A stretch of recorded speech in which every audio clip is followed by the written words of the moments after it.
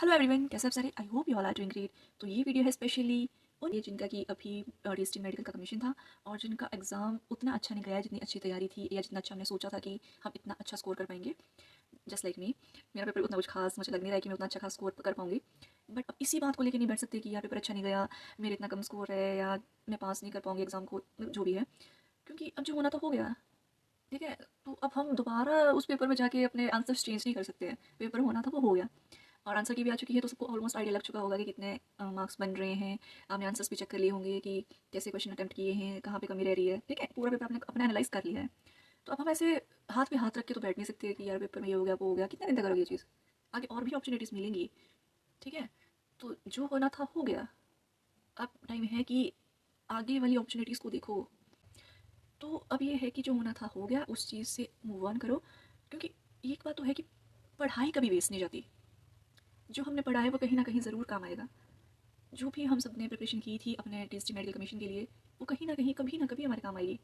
ऐसा तो है नहीं कि हम उन चीज़ों को दोबारा किसी टेस्ट में यूज़ नहीं करेंगे या वो किसी और टेस्ट में हमें वो सेम चीज़ें देखने को नहीं मिलेंगी। तो कहीं का किया कहीं तो मिलता ही है, कहीं की मेहनत कहीं तो काम आएगी, ठीक है।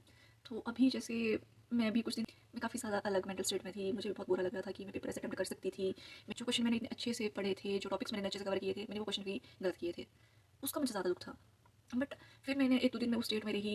जो भी था ऑब्वियसली बुरा तो सबको लगता है, इतनी मेहनत की है हमने, सबने बहुत मेहनत की थी इस एग्ज़ाम के लिए। और अगर एग्ज़ाम हम अच्छे से अटेम्प्ट नहीं कर पाए तो ऑब्वियसली हमें बुरा लगना ही था। उसमें कोई बुरी बात नहीं है, रोना मतलब मैं भी रोई, उसमें ऐसा कुछ नहीं है कि यार इसमें रोने वाली क्या बात है। ऑब्वियसली हम इंसान हैं, हमने मेहनत की है और अगर हम हमारी मेहनत के अकॉर्डिंग चीज़ें नहीं हुई तो ऑब्वियसली हमें बुरा लगेगा, सबको लगेगा। तो अब जो होना तो हो गया। मैंने भी 1-2 दिन ऐसे स्टेट में रहने के बाद तो उसके बाद मैं बढ़िया से रेस्ट मोड में थी।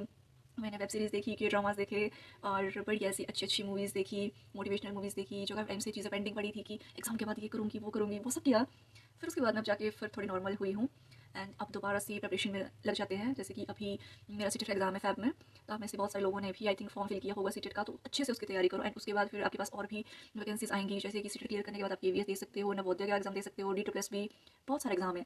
तो ऐसा कुछ नहीं है कि अगर कमीशन क्लियर नहीं हुआ तो क्या होगा, ज़िंदगी खत्म हो जाएगी, ये हो जाएगा।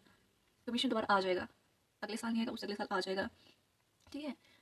हम अपना जितना कर सकते थे हमने अपना 100% दिया है, तो उसमें गिल्ट फील करने की ज़रूरत नहीं है। बाकी अब जो हो गया वो हो गया, हमने अपना 100% दिया है, दैट्स इट। हाँ, सब लोग बहुत टाइम से इस एग्ज़ाम के लिए तैयारी कर रहे थे, बहुत वेट किया, बट अब हम कुछ नहीं कर सकते, ठीक है।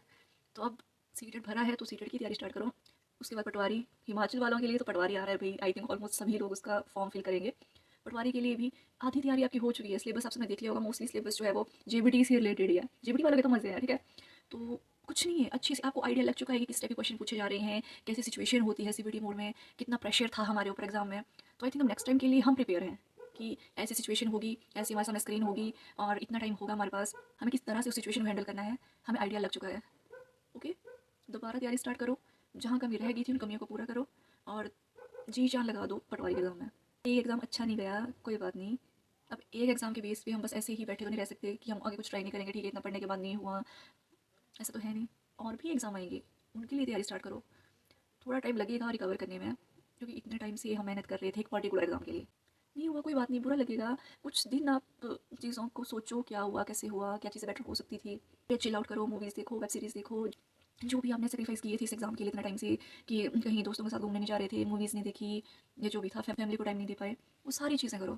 तो that's it for today, thanks for watching. मिलते हैं अगली वीडियो में। अगर कोई क्वेरीज हैं तो आप कमेंट कर देना, मैं जरूर कोशिश करूँगी आपकी क्वेरीज के ऊपर वीडियो बनाने की। And that's it for today, thanks for watching, bye bye.